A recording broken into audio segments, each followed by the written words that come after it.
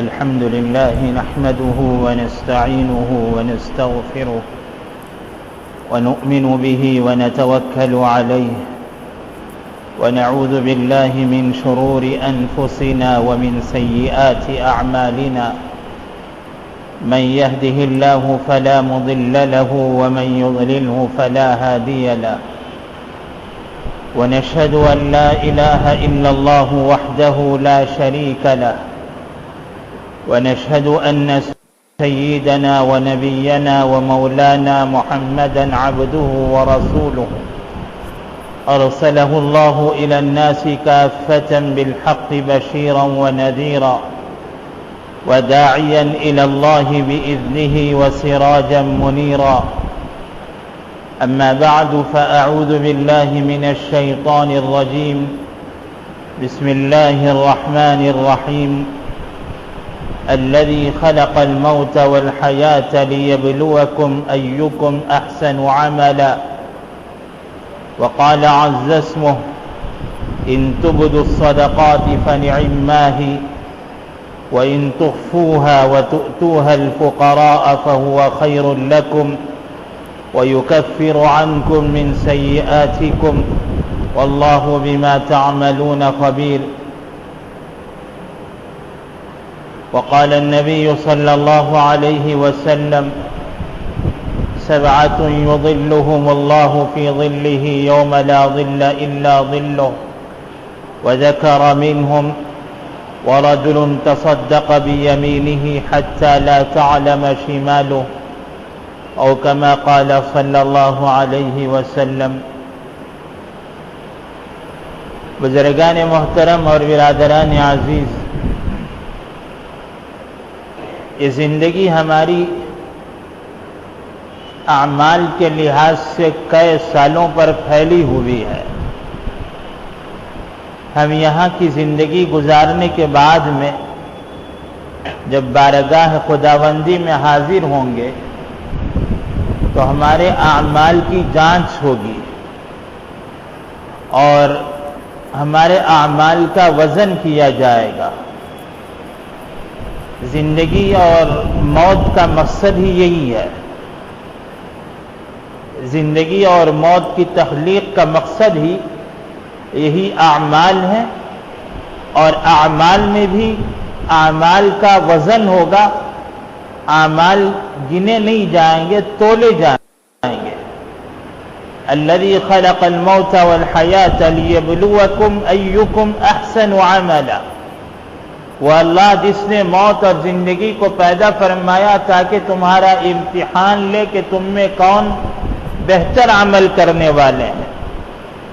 عمل کی بہتری دیکھی جائے گی، عمل کی گنتی سے زیادہ، عمل کی کمیت سے زیادہ عمل کی کیفیت دیکھی جائے گی. اعمال کی کوانٹٹی سے زیادہ کوالٹی دیکھی جائے گی کہ اعمال کس کوالٹی کے ہیں. اور اس کوالٹی کو پرکھنے کے لیے، اس کیفیت کو جانچنے کے لیے اعمال کو تولا جائے گا. والوزن یومئذ الحق. اللہ فرماتے ہیں کہ قیامت کے دن اعمال کا وزن برحق ہے، اسے جھٹلایا نہیں جا سکتا ہے. فمن ثقلت موازینہ فاولئک هم المفلحون. اعمال میں وزن پیدا ہوگا اور جن کے اعمال وزنی ہوں وہ کامیاب ہیں. ومن خفت موازینہ فاولئک الذین خسروا انفسهم. اور جن کے اعمال بے وزن ہو جائیں، ہلکے ہو جائیں، تو وہ بڑے خسارے اور نقصان میں ہوں گے. اور اعمال میں جو وزن پیدا ہوتا ہے وہ اخلاص کی بنیاد پر پیدا ہوتا ہے. اخلاص جتنا زیادہ ہوگا اتنا ہی زیادہ اعمال میں وزن آئے گا، اور اخلاص کی جتنی کمی ہوگی اتنے ہی زیادہ اعمال بے وزن ہوں گے، اعمال کی کوئی حیثیت نہیں ہوگی. اسی لیے ریاکاری جو اخلاص کی ضد ہے، ریاکاری کی وجہ سے اعمال بیکار ہو جاتے ہیں، اعمال کا وزن ختم ہو جاتا ہے. بلکہ ریاکاری کو شرک اصغر بتایا گیا. من صلى يرائي فقد أشرك ومن صام يرائي فقد أشرك ومن تصدق يرائي فقد أشرك کہ جس نے ریاکاری کے ساتھ میں نماز پڑھی اس نے شرک کیا، جو ریاکاری کے ساتھ میں روزہ رکھے اس نے شرک کیا، جس نے ریاکاری کے ساتھ کے صدقہ دیا اس نے شرک کیا۔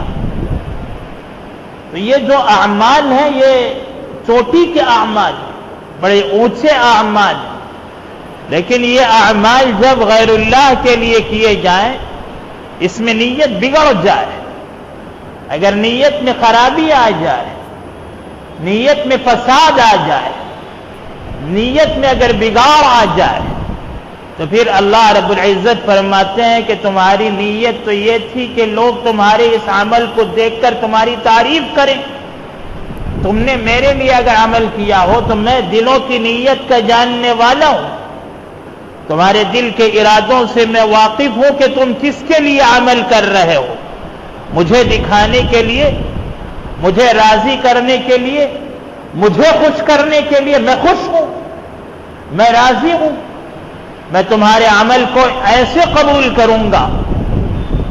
اگر تم نے میرے خوش کرنے کے لیے، مجھے راضی کرنے کے لیے، میری رضامندی کی نیت سے کوئی عمل کیا ہو، چھوٹے سے چھوٹا عمل، اور چھوٹے عمل کا مطلب یہ ہے کہ اگر ایک ذرے کے برابر بھی ہو، لوگ جو تولتے ہیں اعمال کو مختلف زاویے سے تولتے ہیں، اور اموال کو جو تولتے ہیں اس کے الگ الگ طریقے ہیں۔ دنیا میں اعمال کے تولنے کا طریقہ اللہ تعالیٰ کی یہاں الگ ہے، اموال کے تولنے کا لوگوں کی یہاں طریقہ الگ ہے۔ لوگ جو تولتے ہیں، اگر لوہے کو تولنا ہو تو ٹن کے حساب سے تولتے ہیں، اگر کوئی سونے کو ٹن کے حساب سے تولے تو کیا ہوگا؟ سونے کا وزن تو گرام اور ملی گرام سے ہوتا ہے، اور اگر ملی گرام کے حساب سے لوگ ترکاریاں تولنے لگے، غلہ اور اناج تولنے لگے تو کیا ہوگا؟ غلہ اور اناج تو کے جی کے حساب سے تولا جاتا ہے، غلہ اور اناج ٹن کے حساب سے نہیں تولا جاتا۔ لوگ 1 kg 2 kg 5 kg آدھا kg یہ خریدتے ہیں۔ غلہ اور اناج جب خریدتے ہیں، ترکاریاں خریدتے ہیں تو اس طرح سے خریدی ہوتی ہے۔ لوہا 1 kg آدھا kg، لوہا گرام ملی گرام میں نہیں تولا جاتا، لوہا تو ٹن کے حساب سے تولا جاتا۔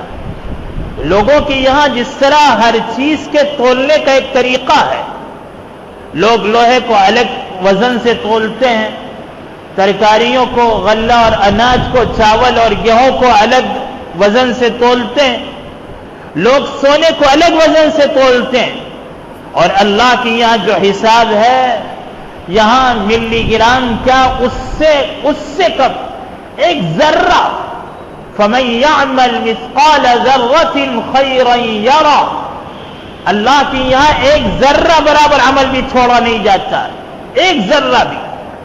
جس نے ایک ذرہ برابر بھی عمل کیا وہ اپنا عمل دیکھ کر رہے گا، اس کے سامنے اس کا عمل آئے گا۔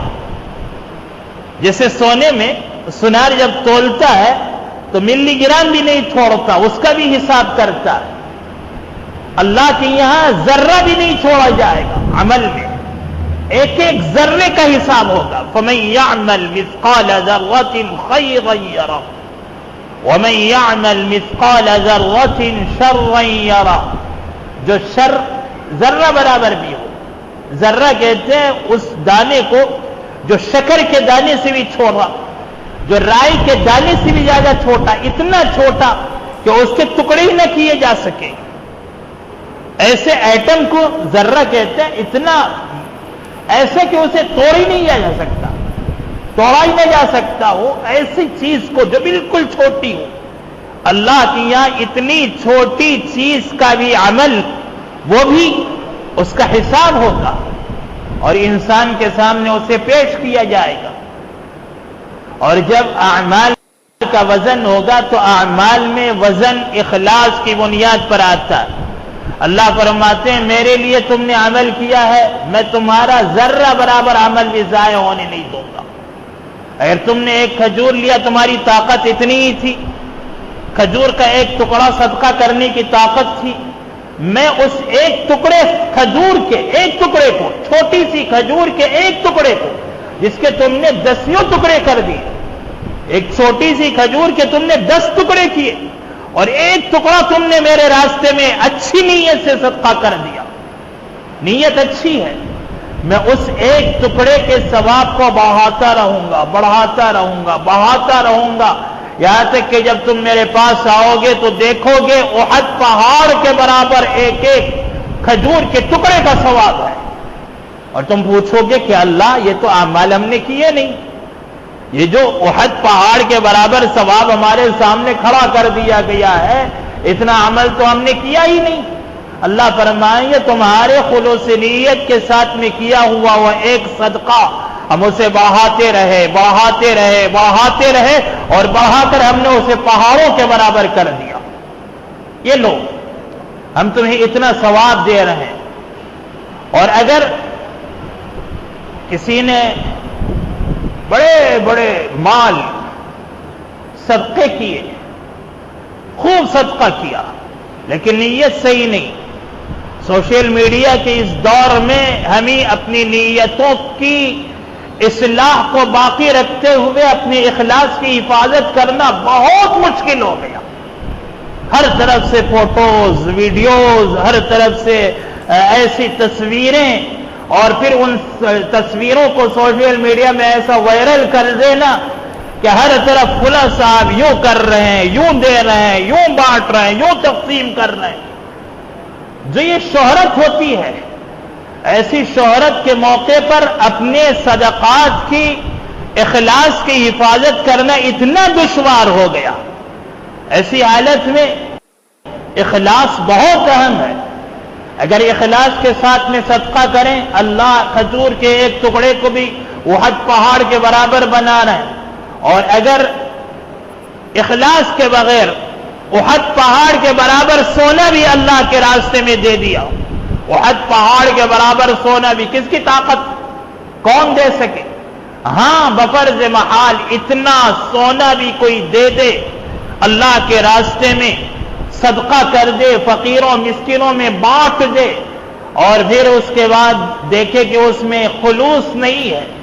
اللہ فرماتے ہیں من عمل عملا اشرک فیہ معی غیری ترکتہ وشرکا، کوئی عمل کرے اور وہ عمل اس نیت سے کرے کہ میرے ساتھ کسی اور کو بھی دکھاوے، اس کا ارادہ یہ ہے کہ لوگ دیکھیں گے، میری تعریف کریں گے، میری شہرت ہوگی، اور میں لوگوں میں مشہور ہو جاؤں گا، میری سخاوت کے چرچے ہوں گے، جس کی یہ نیت ہو، اللہ فرماتے ہیں مجھے اس کے اس عمل کی کوئی ضرورت نہیں ہے، لے تیرا عمل لے، لوگوں نے تیری تعریف کی، تو نے سن لی، اب تیرے لیے جہنم کے سوا کچھ نہیں۔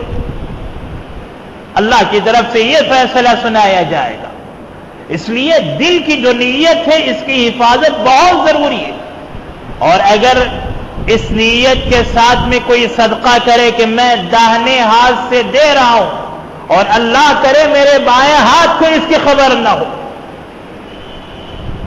اگر کوئی اس نیت کے ساتھ میں دے کہ میں سیدھے ہاتھ سے فقیر کے ہاتھ میں یہ روپیہ رکھ رہا ہوں، میرے ہاتھ سے فقیر کے ہاتھ میں یہ روپیہ جا رہا ہے، فقیر کے ہاتھ میں پہنچنے سے پہلے اللہ اسے اپنے ہاتھ میں بڑی قدر سے لیتے ہیں، اللہ اسے فقیر کے ہاتھ میں پہنچنے سے پہلے اپنے ہاتھ میں بڑی قدر سے لیتے ہیں، اور اس کی قدر فرماتے ہیں، اس کا بے حد اجر و ثواب عطا فرماتے ہیں۔ اور نیت یہ ہو کہ میں سیدھے ہاتھ سے دے رہا ہوں، میرے بائیں ہاتھ کو اس کی خبر بھی نہ ہو، داہنے ہاتھ سے میں نے صدقہ کیا، بائیں ہاتھ کو بھی اس کی خبر نہیں۔ اگر کوئی اپنے دل کی نیت کی یوں حفاظت کرے تو اللہ فرماتے ہیں میرا اجر و ثواب یہ ہوگا کہ وہ میدان حشر میں جب لوگ دھوپ میں ایسے پسینے سے شرابور ہوں گے اور سورج سروں پر ہوگا، لوگ سائے کی تلاش میں تڑپ رہے ہوں گے، ایسی حالت میں میں اس شخص کو عرش کے سائے میں رکھوں گا، اللہ کے عرش کا سایہ۔ سبعۃ یظلھم اللہ فی ظلہ یوم لا ظل الا ظلہ، یاد رکھیں کہ اس دن اللہ کے عرش کے سائے کے علاوہ کوئی سایہ نہیں ہوگا، اس سائے میں اسے رکھوں گا.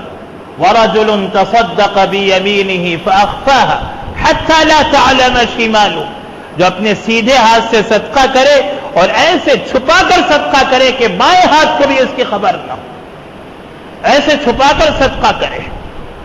اور یہ صدقہ اتنا اونچا عمل ہے کہ جس سے جہنم کی آگ بجھتی ہے، صدقے کی وجہ سے بری موت سے حفاظت ہوتی ہے. صدقے کی جو بار ہم اپنے اطراف میں لگاتے ہیں، صدقے کی جو بار، جو باؤنڈری ہم لگاتے ہیں، صدقے کے ذریعے سے ہم اپنے اطراف میں جو حصار کھینچتے ہیں، ہمارے اطراف میں جو صدقے کے ذریعے سے جو محفوظ قلعہ بنتا ہے، وہ محفوظ اور مضبوط ایسے ہوتا ہے کہ اس قلعے کی دیواروں کو پھاند کر کوئی بلا نہیں آ سکتی ہے. آتی ہوئی بلا ان دیواروں سے ٹکرا کر رک جاتی ہے.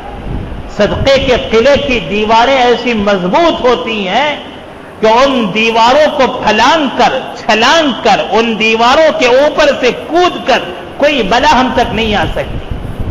شرط یہ ہے کہ ہم ایسے اخلاص کے ساتھ میں اطراف میں صدقات کی ایسی باڑ لگائیں اور صدقات کے ذریعے سے ہم اپنی ایسی حفاظت میں رہیں کہ اطراف میں ہمارا صدقہ ہماری حفاظت کرتا رہے.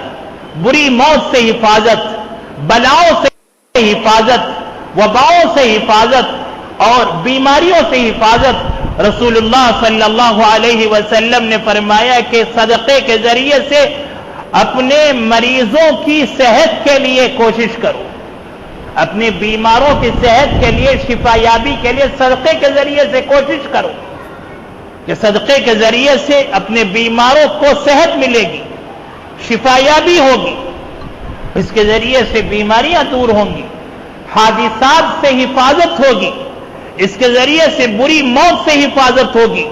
کتنی ضمانتیں ہیں صدقات کی بنیاد پر.